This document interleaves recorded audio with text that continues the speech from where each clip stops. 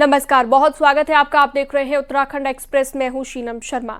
Kotdwar police की सबसे पहले बात करते हैं ऑनलाइन ग्राइंडर डेटिंग ऐप के जरिए लोगों को ठगने वाली गैंग का पर्दाफाश किया गया है। आरोपी डेटिंग ऐप के जरिए लोगों को अपने जाल में फंसाकर ठगी किया करते थे।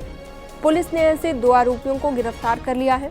पुलिस के मुताबिक दोनों आरोपी पहले ऑनलाइन डेटिंग ऐप के जरिए लोगों को डेट पर बुलाते थे और फिर उनके अश्लील वीडियो बनाकर अपने जाल में फंसाते थे। इस दौरान उनका एक साथी पुलिस की वर्दी में आकर लोगों को डरा धमकाकर ज्वेलरी और रुपए वसूल लेता था। वहीं पुलिस ने शिकायत के बाद कार्रवाई की और 2 आरोपियों को गिरफ्तार किया। आरोपियों से ज्वेलरी और 2 तमंचे भी बरामद किए गए थे। एक ऐप के माध्यम से ये लोगों से संपर्क करते थे। संपर्क करने के उपरांत लोगों को डेट्स पे बुलाते थे और डेटिंग के नाम पर ये अपने आप को पुलिस का अधिकारी प्रोजेक्ट करते हुए पुलिस की यूनिफॉर्म्स दिखाते थे। वह पुलिस के नाम पर लोगों से एक्सटॉर्शन का कार्य कर रहे थे और सघन चेकिंग के उपरांत इन दोनों अभियुक्तों को गिरफ्तार किया गया है। इनसे रिकवरी में कुल 2 तमंचे व कारतूस बरामद किए गए हैं। उधम सिंह नगर में एक बार फिर से पुलिस और बदमाशों के बीच एनकाउंटर हुआ, जिसमें अली जमा और जुबेर नाम के 2 कुख्यात बदमाश घायल हुए। उधम सिंह नगर जिले के एसएसपी मणिकांत मिश्रा के मुताबिक दोनों बदमाशों ने अपने एक अन्य साथी के साथ मिलकर 9 फरवरी को नानकमत्ता इलाके में लूट की घटना को अंजाम दिया था। पुलिस दोनों की तलाश कर रही है। शुक्रवार रात को पुलिस को सूचना मिली कि इनमें से एक बदमाश फिर से इलाके में आने वाला है, जिसके बाद पुलिस ने चेकिंग अभियान शुरू किया। इस दौरान पुलिस ने एक मोटरसाइकिल में सवार 2 लोगों को रोकना चाहा तो दोनों पुलिस पर फायरिंग करते हुए भागने लगे। पुलिस ने भी जवाबी फायर किया, जिसमें दोनों बदमाशों के पैर में गोली लगी। मुठभेड़ में घायल जुबैर और अली जमा के खिलाफ पहले से ही यूपी के थानों में हत्या, लूट और डकैती के कई संगीन मामले दर्ज हैं। हुए गिरफ्तारी से बचने के लिए पुलिस टीम पर फायर किया गया। पुलिस के जवाबी फायर में दोनों अभियुक्त घायल हुए, जिनके पैरों में गोली लगी। अस्पताल में इनका उपचार कराया गया। उत्तराखंड में कानून व्यवस्था को सख्त बनाने के लिए पुलिस एक्शन मोड में है। यूपी से सटे जिलों में पुलिस खास प्लानिंग के तहत काम कर रही है ताकि देवभूमि में शांतवादियों को कोई अशांत न कर पाए।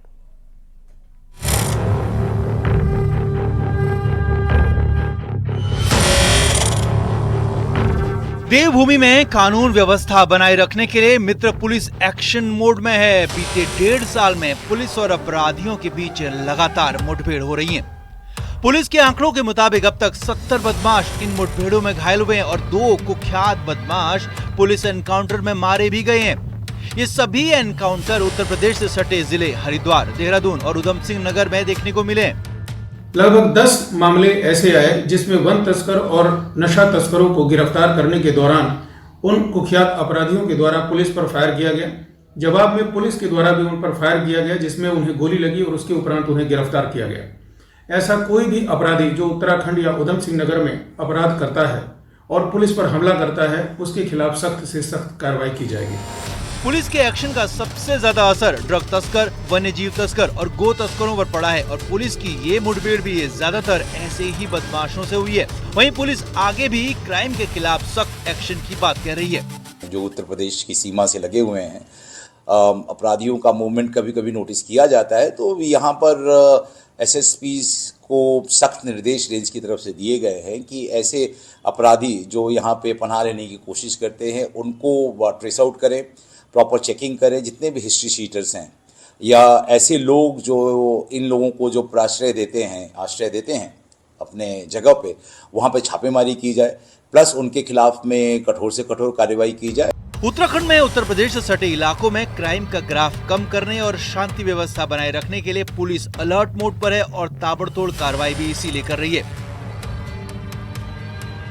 न्यूज़ 18 के लिए देहरादून से सत्येंद्र बर्तवाल की रिपोर्ट।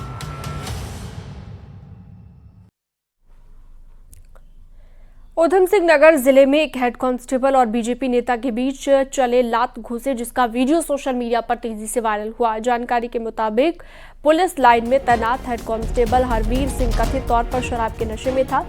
बताया जा रहा है कि शुक्रवार को वो अटरिया रोड पर एक व्यक्ति से बहस कर रहा था। इस बीच बीजेपी के मंडल महामंत्री राधेश शर्मा अपने समर्थकों के समीप वहां पहुंचे। कथित तौर पर शराबी पुलिसकर्मी और बीजेपी नेता के बीच बहस हुई, जो कि बढ़कर मारपीट तक आ गई। आरोप यह है कि गुस्साए बीजेपी नेता ने पुलिस वाले को थप्पड़ मार दिया। वहीं एसएसपी ने आरोपी पुलिसकर्मी को सस्पेंड कर दिया। बीजेपी नेता के खिलाफ मामला दर्ज कर लिया गया है।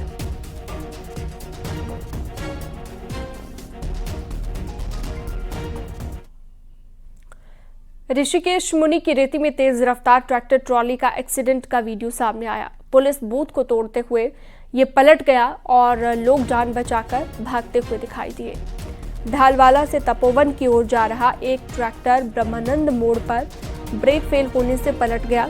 गनीमत ये रही कि सामने से कोई वाहन नहीं आया और एक बड़ा हादसा होने से टल गया। वहीं हादसे में 4 मजदूर घायल हो गए, जिन्हें इलाज के लिए अस्पताल में भर्ती कराया गया है।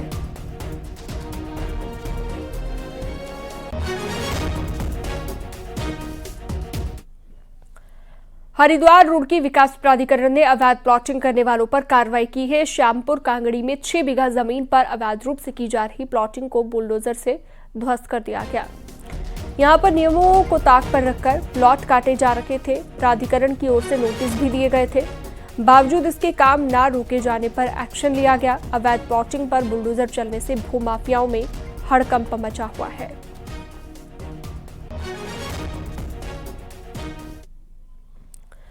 हरिद्वार रुड़की विकास प्राधिकरण ने अवैध प्लॉटिंग पर बुलडोजर चलाकर कब्जा हटाया है। एचआरडीए ने 5 भूमाफियाओं द्वारा विकसित की जा रही अलग अलग जगहों पर करीब 63 बीघा जमीन को मुक्त कराया। आपको बता दें, एचआरडीए के कई बार नोटिस भेजने के बावजूद भूमाफिया नियमों के खिलाफ कॉलोनी काट रहे थे, जिसके बाद एचआरडीए ने बुलडोजर से अवैध प्लॉटिंग को ध्वस्त किया।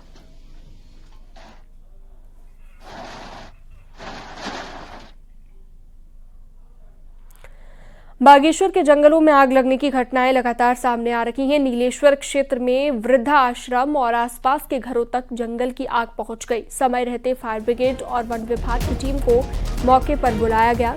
आग पर काबू पाया गया, जिससे एक बड़ा हादसा होने से टल गया। वहीं गरुड़ के चफूला क्षेत्र में भी जंगल धू कर जलने लगे। स्थानीय लोगों ने इसकी सूचना फायर ब्रिगेड को मौके पर दी और इसके बाद गरुड़ से वाटर टेंडर समेत टीम मौके पर पहुंची और आग पर काबू पाया गया।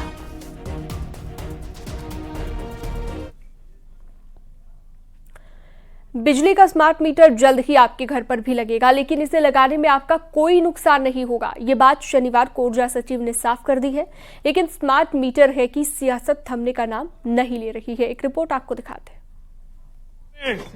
इच्छा विधायक तिलकराज बहेड़ यहाँ पर प्रीपेड मीटर के खिलाफ जो मोर्चा खोला था, सीधा देख रहे हैं आप लोग, प्रीपेड मीटर को तोड़े जा रहे हैं।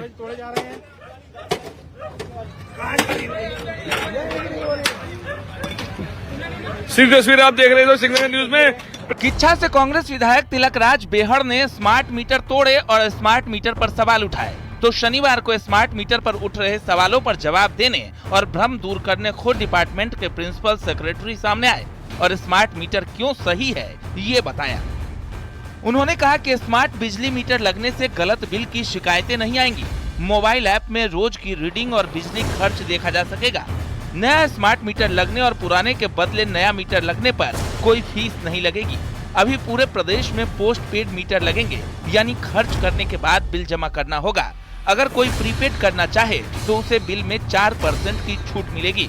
वहीं मोबाइल ऐप के जरिए ऑनलाइन रिचार्ज किया जा सकेगा। स्मार्ट मीटर पर पब्लिक को कोई भ्रम ना हो, इसलिए मुख्यमंत्री ने सबसे पहले मंत्री, विधायक, अफसरों के घर स्मार्ट मीटर लगाने को कहा है।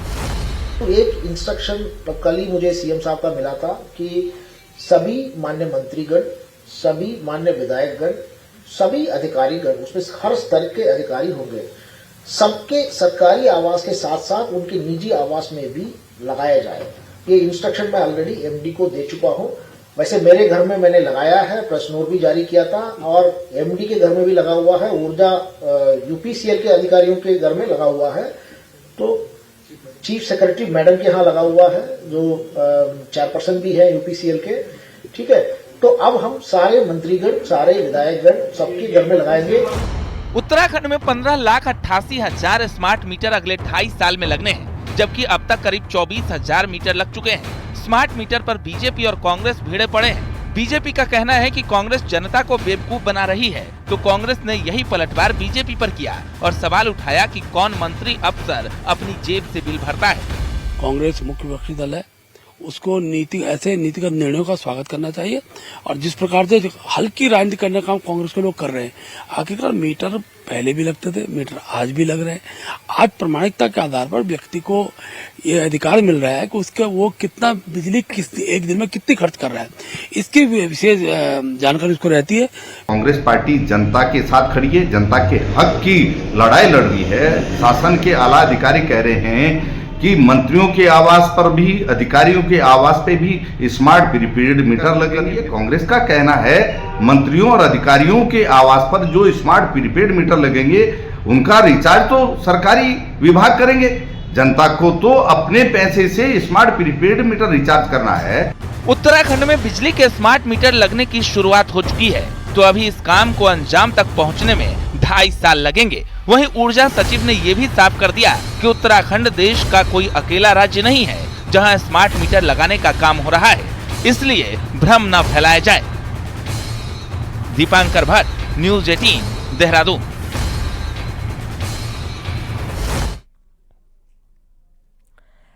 कांग्रेस के प्रदेश अध्यक्ष करण बाहरा ने पार्टी के सीनियर नेताओं से लेकर छोटे नेताओं को बिना वजह बयान न देने की हिदायत दी थी। वहीं सोशल मीडिया और मीडिया में ऐसे कमेंट करने को मना किया है जिससे कांग्रेस का नुकसान हो। कांग्रेस नेता रणजीत रावत ने इसे सही फैसला बताया, पर यह भी कहा कि लेटर जारी करने भर से कुछ नहीं होने वाला, ऐसे बयान देने और कमेंट करने वालों पर कार्रवाई होनी चाहिए। उन्होंने कहा कि मलेरिया का इलाज करना है तो कुनैन की कड़वी गोली खानी पड़ेगी। वहीं बीजेपी के प्रदेश अध्यक्ष महेंद्र भट्ट ने कहा कि सोच अच्छी है, लेकिन जिनको नसीहत दी है तो कितना मानेंगे, बात ये है। जारी करने से काम नहीं चलेगा। जो भी लोग उस दायरे में आए, उस गाइडलाइन में आए, उनके खिलाफ निश्चित रूप से कार्रवाई भी होनी चाहिए। कांग्रेस बहुत सारा नुकसान उठा चुकी है ऐसे बयानों से, ऐसी कार्रवाइयों से, तो उसके इलाज के लिए जरूरी है कि कुछ कठोर कदम लिए जाएं। जब मलेरिया शरीर को हो जाता है तो कड़वी कुनैन की गोली खानी पड़ती है। खैरा जी ने, हरीश रावत जी सहित सब लोगों को ये संदेश दिया है कि उनको अपनी बात उनके सामने रखनी चाहिए, पार्टी के अंदर प्लेटफॉर्म में रखनी चाहिए, जो स्वागत योग्य है। लेकिन नसीहत उन लोगों को दी जा रही है जिन पर इस नसीहत को कोई फर्क पड़ने वाला नहीं। सीएम पुष्कर सिंह धामी ने शनिवार को सामाजिक आंदोलनों से जुड़ी रही विमला बहुगुणा के पार्थिव शरीर पर फूल चढ़ाए, उनको श्रद्धांजलि अर्पित की। आपको बता दें कि 93 साल की उम्र में विमला बहुगुणा का शुक्रवार को निधन हो गया है। स्वर्गीय विमला प्रख्यात पर्यावरणविद स्वर्गीय सुंदरलाल बहुगुणा की पत्नी थी और चिपको आंदोलन समेत जन सरोकार के मुद्दों पर सक्रिय रह चुकी है।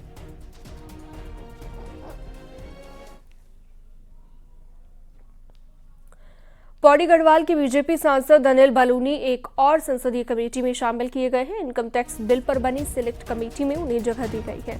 Anil Baluni one nation one election को लेकर बनी जेपीसी में भी शामिल हैं। आपको बता दें कि बीजेपी सांसद बैजयंत पांडा को इनकम टैक्स बिल पर बनी सिलेक्ट कमेटी का चेयरमैन बनाया गया है।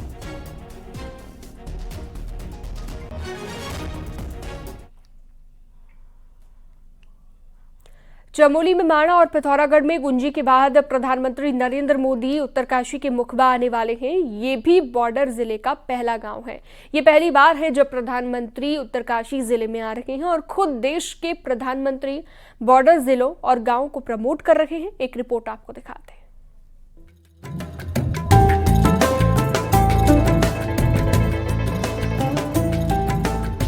27 फरवरी को प्रधानमंत्री नरेंद्र मोदी का उत्तरकाशी जिले का दौरा तय माना जा रहा है। सीमांत जिले उत्तरकाशी के पहले गांव मुखबा में प्रधानमंत्री आएंगे तो मां गंगा के पूजन के साथ जहां शीतकालीन यात्रा का प्रमोशन होगा, वहीं बॉर्डर का गांव मुखबा भी प्रमोट होगा।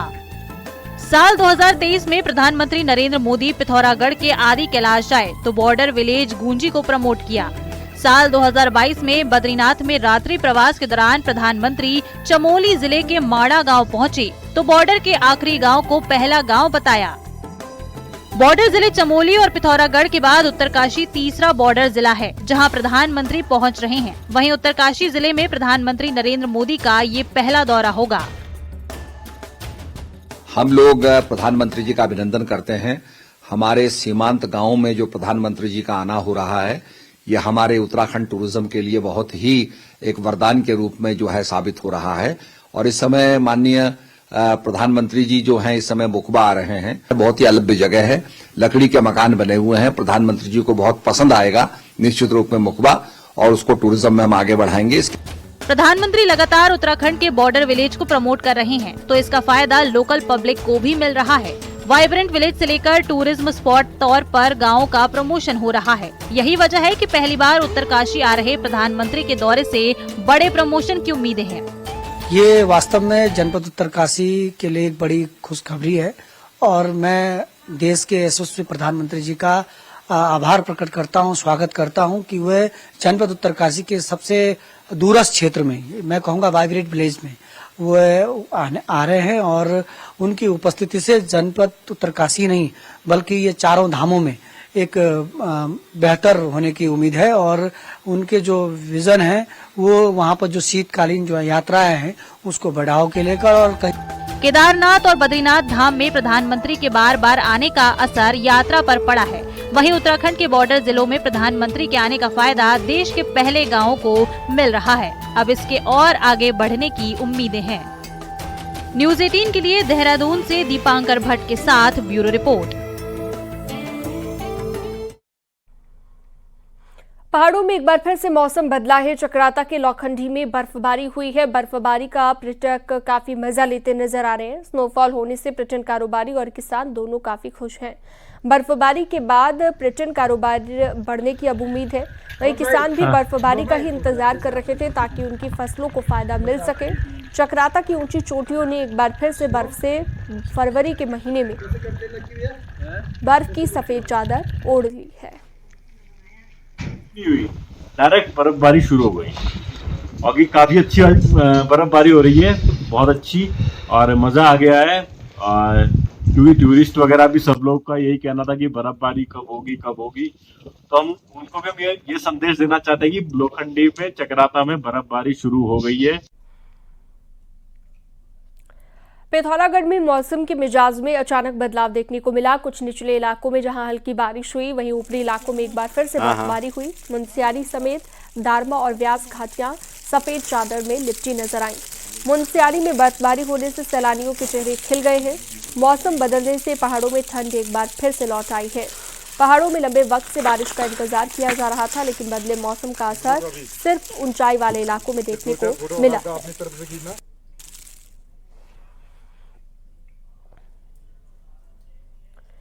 चमोली के ऊंचाई वाले इलाकों में जमकर बर्फबारी हुई है। यहां पर औली, बद्रीनाथ धाम, हेमकुंड साहिब में बर्फ गिरी है। सुबह धूप खिली हुई थी, लेकिन अचानक से दोपहर बाद मौसम बदल गया और बर्फबारी होने लगी।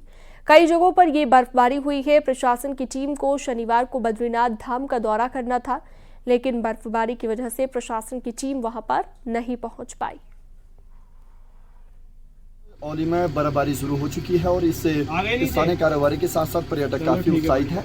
जाहिर सी बात है, लगभग एक महीने बाद जो ये बर्फबारी फिर से हुई है, इससे पर्यटकों की संख्या में इजाफा होगा। अब एक नजर पहाड़ की 10 बड़ी खबरों पर।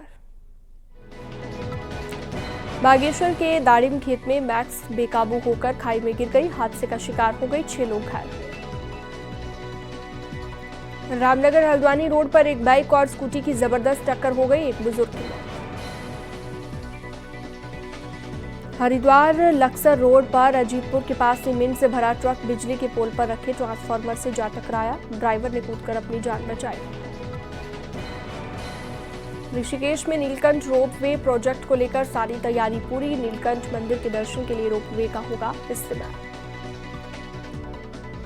अल्मोड़ा में पर्यटन विभाग 18 लड़के लड़कियों को दे रहा साहसिक खेलों की ट्रेनिंग। राफ्टिंग, ट्रैकिंग सहित कई वाटर स्पोर्ट्स की जानकारी दी जा रही है। नगर निगम चुनाव में हुई हार के बाद कोटद्वार में कांग्रेस के भीतर घमासान। कांग्रेस जिला अध्यक्ष ने पूर्व मंत्री सुरेंद्र नेगी पर चुनाव में काम नहीं करने का आरोप लगाया।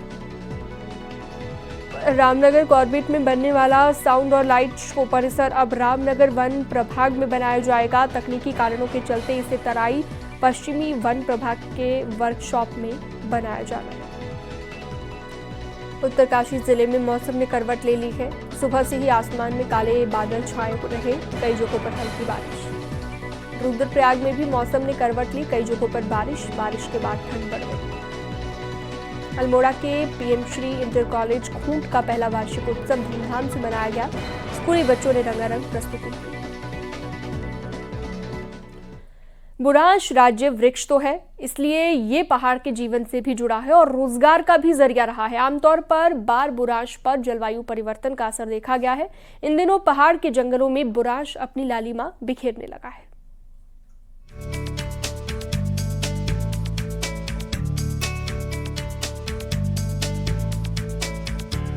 पहाड़ों के जंगलों में ये लालिमा बुरांश के फूलों की है। बुरांश के फूल खिलने से पेड़ लदगद होने लगे हैं और अपनी रंगत बिखेरने लगे हैं। नैनीताल के आसपास के जंगलों में चटक रंग की दमक ऐसी छाई है कि जंगल मनमोहक दिखने लगे हैं।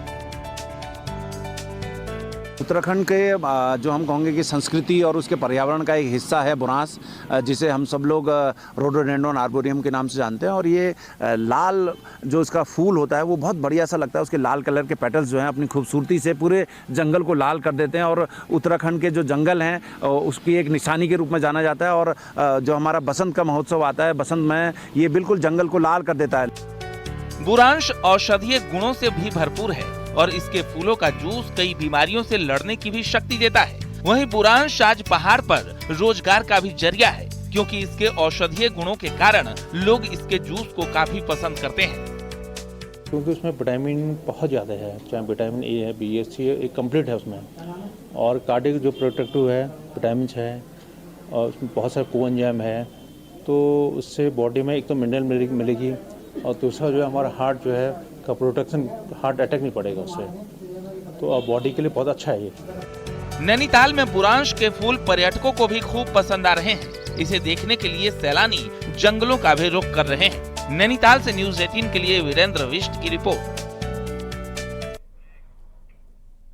और रुकते एक छोटे से ब्रेक के लिए, फौरन लौटेंगे।